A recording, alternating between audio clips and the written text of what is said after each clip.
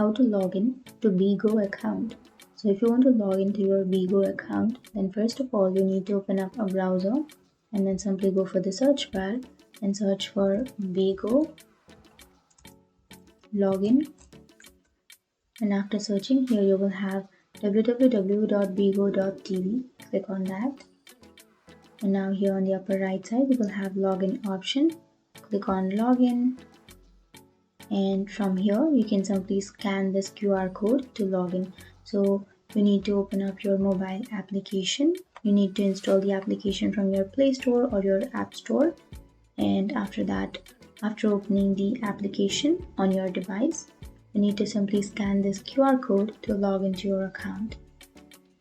You need to simply scan this QR code, and after scanning the QR code, it will ask you that if you want to log into a new device or not.